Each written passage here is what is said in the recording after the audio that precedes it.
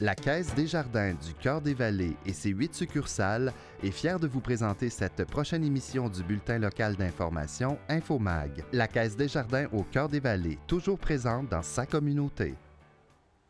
À InfoMag ce soir, Éric Antoine devient le président de la CSCV, renouvellement de la convention collective des Cols Bleus de Gatineau et est-ce qu'il y aura une nouvelle ambulance en Outaouais?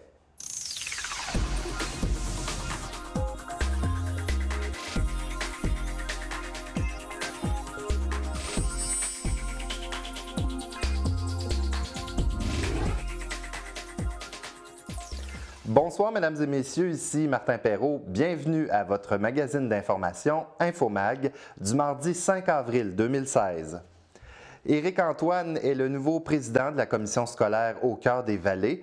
Monsieur Antoine a été élu par acclamation suite à la période de mise en candidature qui se terminait le 3 avril dernier à 17h.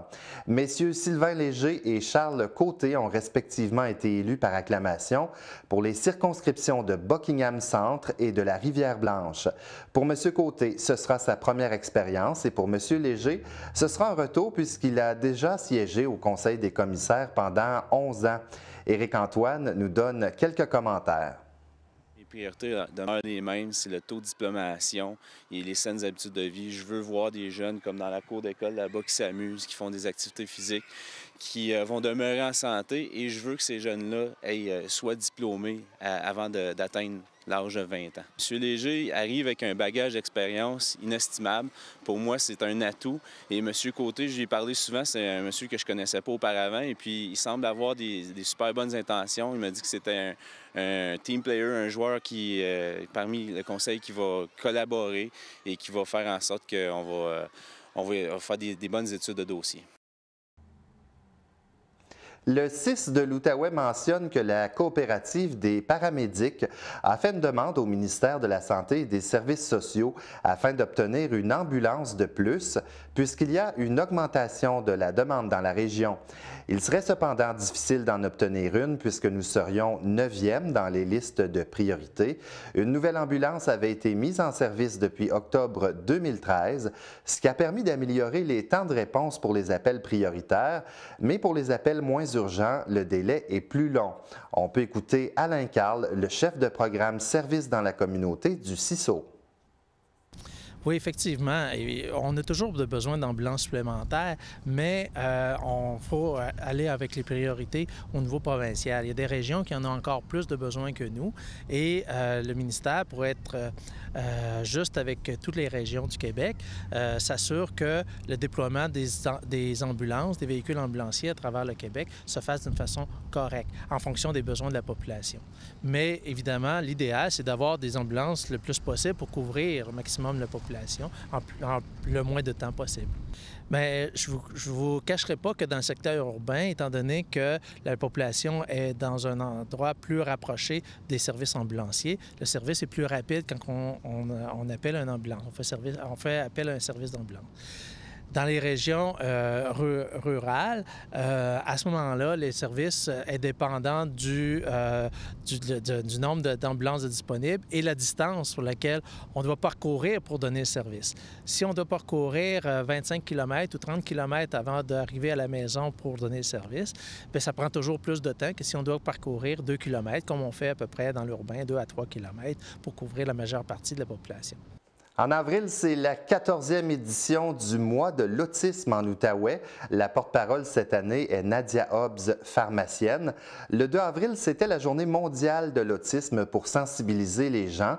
Pendant le mois, des campagnes auront lieu auprès des employeurs. Aussi, il y aura une marche le 30 avril à 10h à l'école secondaire de Lille. Voici la directrice de Trait d'Union Outaouais. Notre objectif principal reste le même chaque année, soit celui de sensibiliser divers publics cibles à l'autisme. Comme cette condition touche plus de 1% de la population, il est plus important que jamais de s'ouvrir aux personnes autistes pour leur faire une place, tant dans les services de garde, les écoles, les milieux d'enseignement postsecondaire, que sur le marché du travail, dans les loisirs, en amitié et même en amour. Pour ce faire, nous mènerons avec nos partenaires médias, une campagne sur plusieurs plateformes, de même que sur les réseaux sociaux. Des activités grand public et des kiosques sont aussi prévues, sans oublier la vente d'articles promotionnels. Comme vous le savez, dans le monde de l'autisme, on n'aime pas trop le changement. Et l'édition 2016 a donc encore pour thème les multiples visages de l'autisme. De toute façon, il nous reste beaucoup à dire sur le sujet. Si vous voulez plus de renseignements sur le mois de l'autisme, il y a un numéro de téléphone, le 819-595-1290, le 819-595-1290 ou encore le site web traitdunionoutaouais.ca. Après 3 ans de négociations, 80 rencontres, dont 6 sur les régimes de retraite, et une année sans négociation, les membres du syndicat des Cols Bleus de Gatineau, CSN, ont adopté avec une grande majorité, soit 93 %, une entente de principe recommandée par leur comité syndical de négociation. Adoptée à scrutin secret, cette entente est intervenue le 9 mars dernier. Je vous invite à écouter Denis Savard, il est le président du syndicat des Cols Bleus de Gatineau. Écoutez, nous, samedi, on a fait la présentation en Assemblée générale spéciale à nos membres. Nos gens ont accepté à 93 % l'entente de principe. Pour les gens, ça représente une convention collective de 6 ans, 2,5 % pour l'année 2013-2014, puis 2 % pour les années 2015 et 2018. Dans le fond, 13 % sur 6 ans.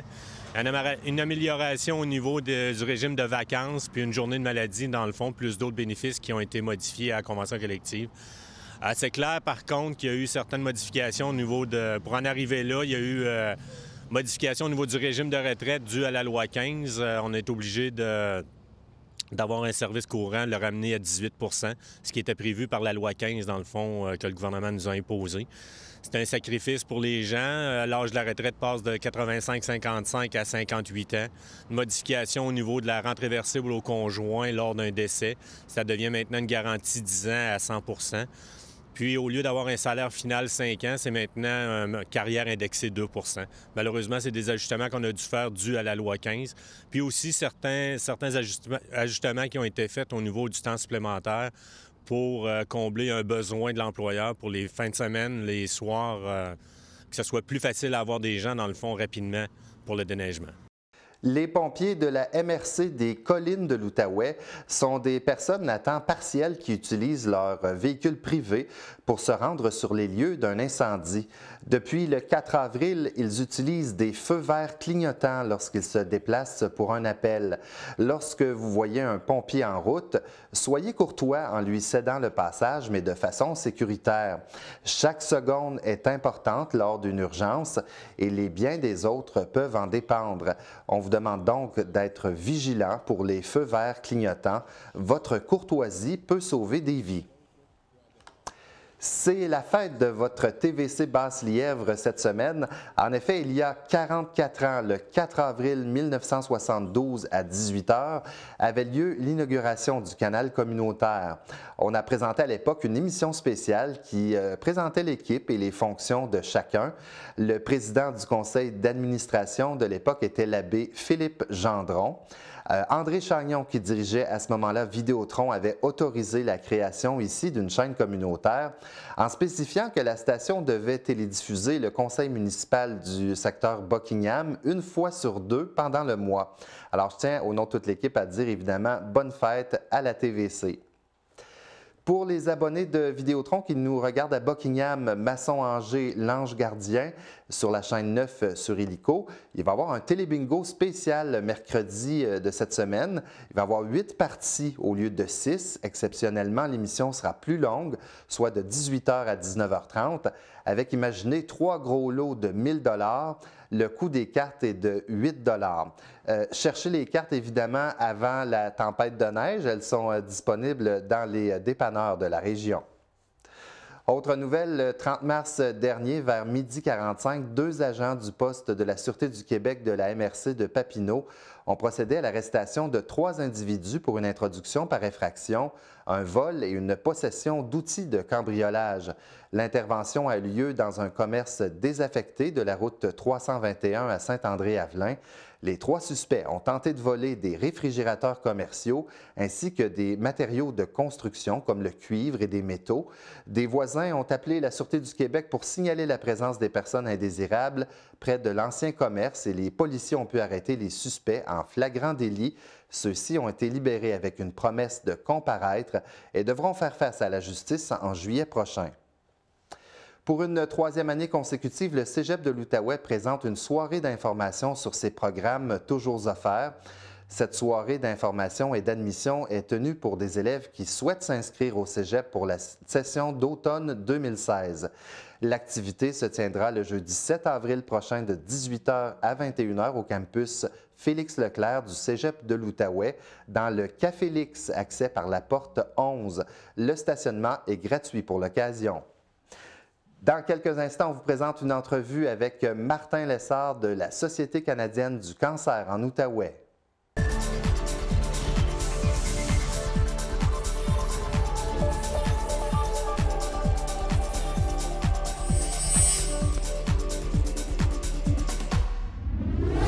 Martin Lessard, bonsoir, bienvenue à l'émission. Super haut, bonsoir. Je dois vous dire que vous êtes le premier invité à vie qui m'a apporté des fleurs. Ça fait plaisir. Mais elle est importante, cette fleur-là, par contre. Hein?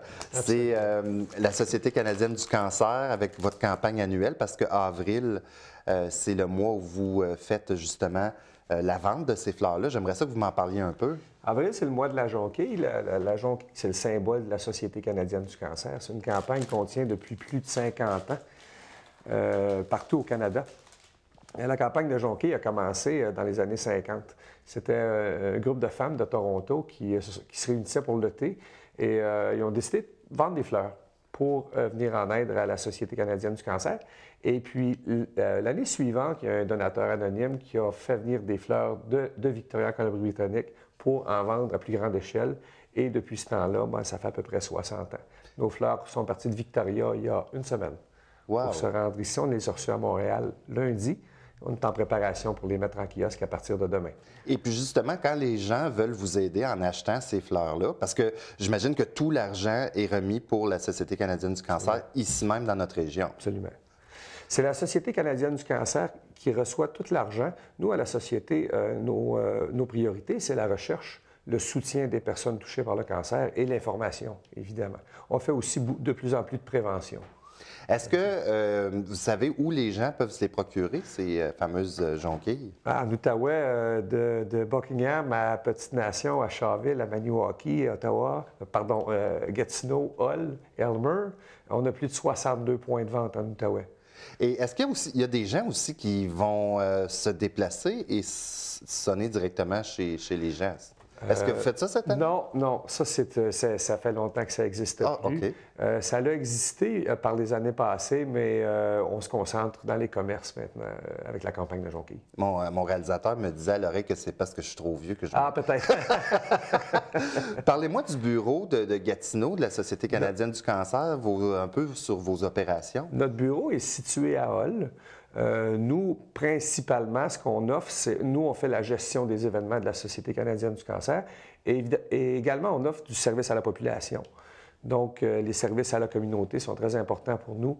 On a beaucoup d'informations au bureau et aussi, on fait directement au bureau le prêt de prothèses capillaires pour les gens qui sont en traitement et qui perdent leurs cheveux. Je regardais sur le communiqué, il y avait une statistique que je trouvais intéressante.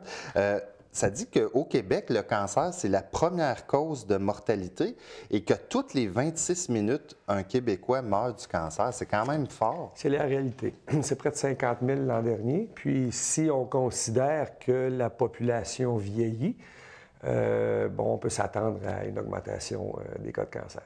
Mais on en guérit de plus en plus. Oui, ça c'est vrai. Grâce à la recherche. Voyez-vous, il y a 70 ans, on guérissait 25 des cancers. Il y a certains cancers qu'on est à plus de 80 maintenant.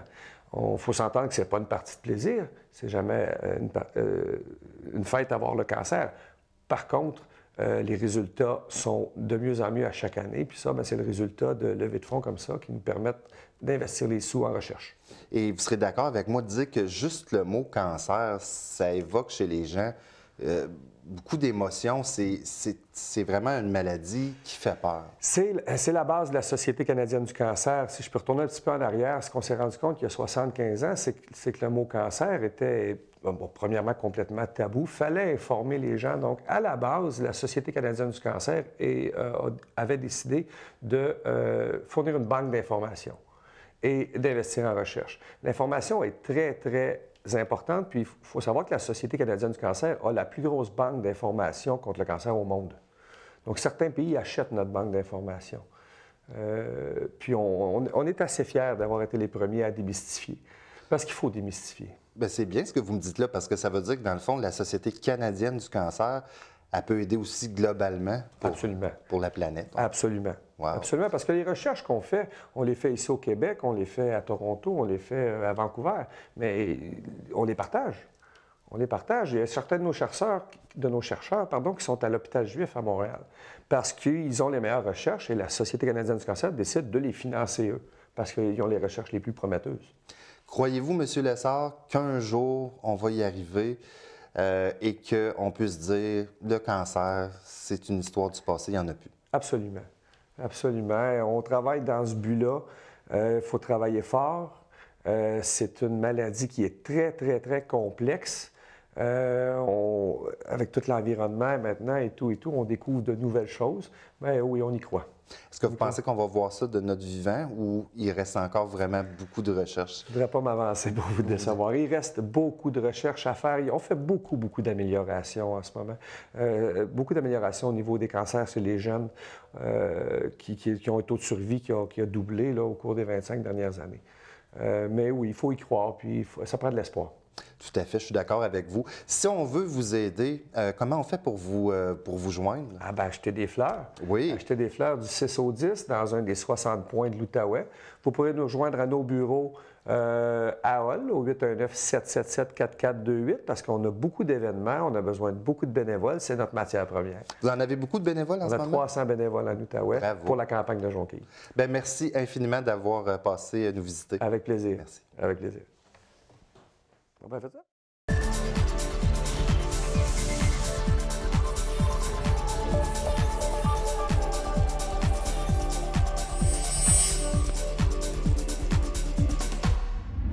Et c'est maintenant la chronique sport avec Monsieur Sport François Croteau. Bonsoir François. Bonsoir Martin. On parle en tout premier lieu de hockey avec les Vikings qui sont champions. Oui, les Vikings de Papineauville qui ont remporté la série finale dans la Ligue junior de la capitale. On sait qu'ils perdaient la série par 2-0, mais ils ont remporté les 4 autres parties pour conclure ça en 6. Le point tournant de la série, c'est naturellement d'être allé gagner le 3e match à Embrun alors qu'ils tiraient de l'arrière 0-2. Ça, c'était très important. Et ils sont revenus à la maison après ça pour infliger une défaite cinglante de 9-1 à l'équipe d'Embrun. Et là, je pense que ça a complètement changé la série de côté. Alors, on félicite toute l'organisation et les joueurs pour cette belle performance. Il y aura peut-être un petit nuage à l'horizon. Ah.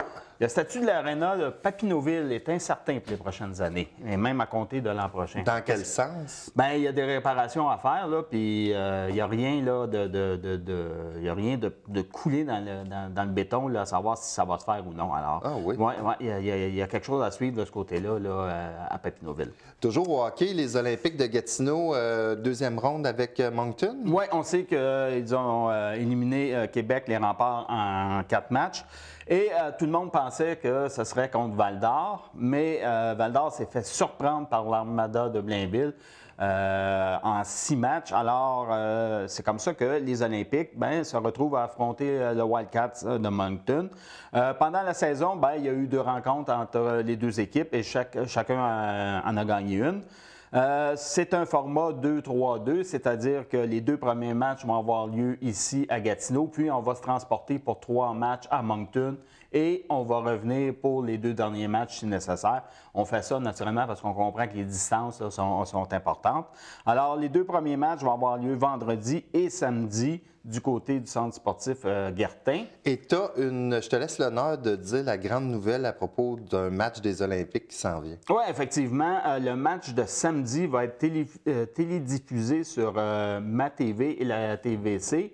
C'est la chaîne 9 et 609. Alors, écoutez, au lieu de regarder le Canadien se faire varloper, regardez les Olympiques affronter Moncton. D'ailleurs, Moncton, là, un dénommé Garland, premier marqueur du circuit, là, c'est l'homme à surveiller du côté de cette équipe-là. Donc, samedi à 19h. Oui. Les voisins de Papineau, maintenant. Oui, effectivement. Dans le hockey mineur, on sait qu'on en est rendu aux séries éliminatoires. Et c'est les finales. Et il y a 3 équipes qui représentent là, les 3 équipes des voisins qui font les frais de la grande finale. Et dans les 3 séries, c'est égal 1 à 1. Chaque équipe a gagné un match. Donc, dans la tombe 2B, les voisins affrontent les Olympiques de Hull. Le Bantam 2B, c'est aussi les voisins et les Olympiques qui croisent le fer. Et dans le Bantam 2C, ce sont les voisins contre les Loups de la Colline. Alors, on sait que les gagnants des séries finales, s'en vont du côté de la Coupe Dodge. Donc, on leur souhaite bonne chance pour la suite des choses. On vous donnera les résultats la semaine prochaine. Et là, maintenant, c'est le baseball avec l'association des 2 rives qui sont en inscription. Oui, effectivement, c'est ce soir, mardi, c'est la dernière fois que vous pouvez vous inscrire au centre communautaire de 18h30 à 20h30. Après cela, il va falloir le faire par Internet. Et vous ne bénéficierez pas des prix spéciaux. D'ailleurs, j'en parle. Un enfant, c'est 150 $. Si vous avez 2 kids qui jouent, c'est le deuxième paye 100 $. Et si vous en avez un troisième, c'est 50 $. Alors. Tu y vas avec une famille de 14. Oui, c'est ça. Je pense qu'après 4, là, on ne paye plus. Puis en même temps, ils ont commencé un peu là, leur camp d'entraînement. Il y a des fins de semaine de camp de mise en forme.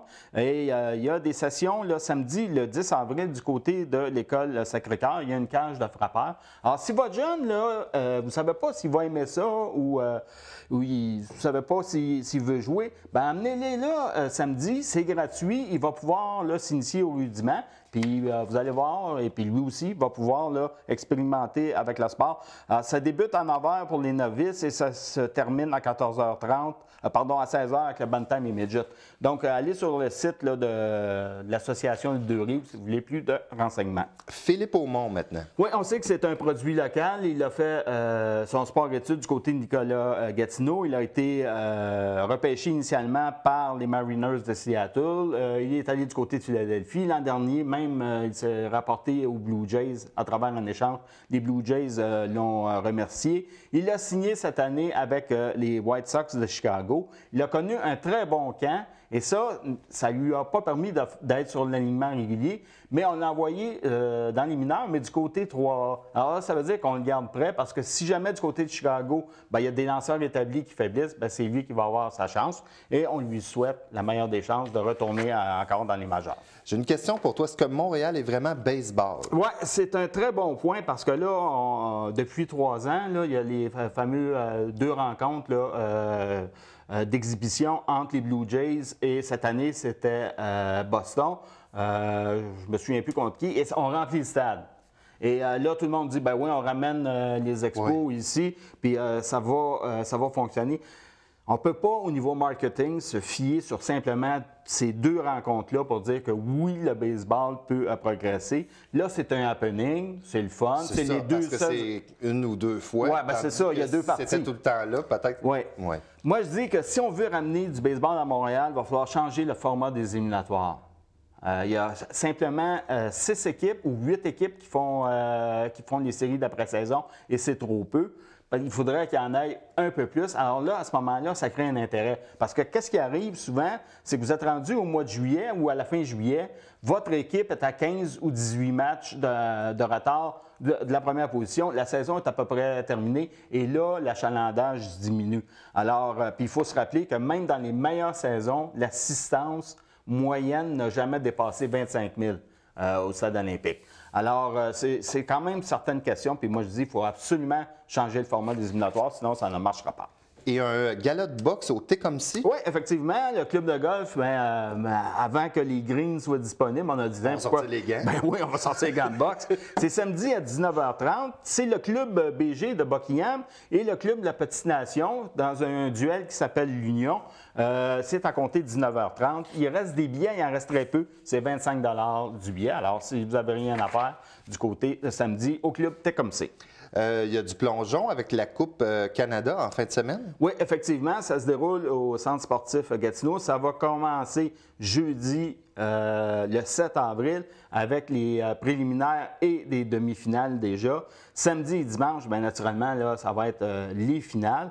Il y a 17 pays qui participent. Alors, c'est une compétition extrêmement relevée. Les meilleurs athlètes olympiques vont être là parce qu'on sait que, justement, au mois d'août, on s'en va du côté de Rio. Donc, on a besoin de compétition, pour s'assurer de faire l'équipe nationale et aussi pour s'assurer que nos routines, nos mouvements sont bien. Fait que de se comparer comme ça, c'est excellent.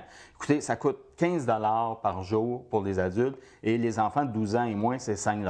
Donc, c'est pas cher. Ça va être un spectacle haut en couleur parce que du côté canadien, bien, il faut le dire, le Fab Four, les 4 plongeuses, Morgane Benfeito, Jennifer Abel, Pamela Ware et puis Roselyne Filion, qui ont déjà gagné des championnats mondiaux, des médailles olympiques, notamment à Londres, bien, ils vont être là, ils vont être ici. Puis ça, là, on n'a pas souvent la chance là, de pouvoir avoir autant d'athlètes olympiques ici à Gatineau, alors profitez-en. Et si tu veux me faire plaisir, redis la bonne nouvelle pour le match des Olympiques de samedi. Alors, samedi, le 9 avril, c'est sur les ondes de la TVC et de MaTV. À compter de 17h, 19h, les Wildcats contre les Olympiques. En direct. Oui, en direct, sur la chaîne 9 et 609. On l'a l'affaire. On l'a. François Croteau, merci beaucoup. Hey. On se retrouve mardi prochain. Oui, ça m'a fait plaisir. Merci. Alors, c'est déjà tout pour notre émission. Si vous avez des commentaires, des suggestions, c'est très facile de nous joindre. C'est nouvelles avec un S à commercial tvc.qc.ca. Aussi, bien, vous savez, vu que François est ici, vous savez que vous pouvez lui envoyer aussi à cette adresse-là des communiqués si vous voulez nous inviter à des exploits sportifs ou des choses qui se passent dans la région. Bien, tenez-nous au courant. Je vous invite dans quelques instants à regarder Mémoire vivante. C'est des capsules historiques. C'est extrêmement intéressant. Alors, c'est tout de notre côté et je vous rappelle en terminant que si vous n'avez pas le câble Vidéotron, vous n'avez pas la télé communautaire. Alors, bonne semaine. Au revoir.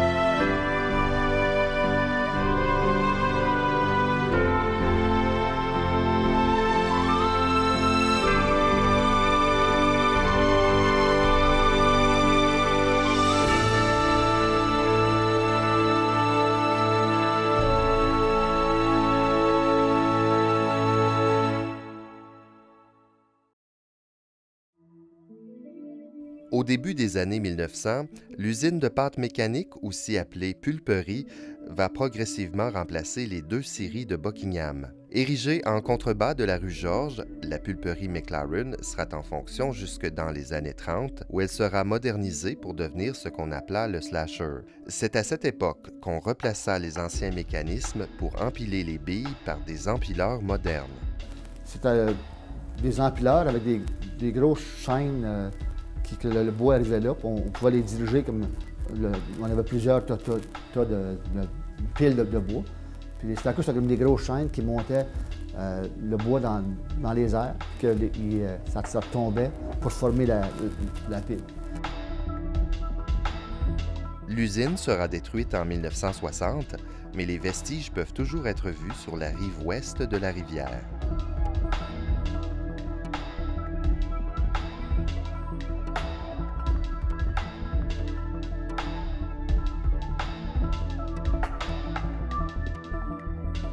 Ici, on peut voir l'escalier qui servait pour faire des inspections sous les piles de 2 pieds ou les réparations. C'est l'escalier en béton qui nous permettait de se rendre sous les piles puis pour vérifier le mécanisme du convoyeur, l'inspection, réparation, ainsi de suite. Le convoyeur se situe en dessous des piles de 2 pieds qui amenaient le bois de 2 pieds à la meulerie pour passer dans des pierres qu'on peut faire de la pâte. Au début de la saison, ça allait bien parce qu'on les faisait tomber, ça tombait, puis ça s'empilait, mais plus ça allait, plus nos piles étaient trop pleines. Fait que là, il fallait installer des grosses tables pour enligner le bois, ce qu'on voulait l'avoir à partir de la place la plus haute des stackers pour pouvoir faire les piles encore plus grosses. La technologie de ces grues a été dupliquée à l'usine McLaren de Masson de l'époque. Elles ont été en fonction jusqu'en 1993, puis éventuellement remplacées par des modèles plus modernes.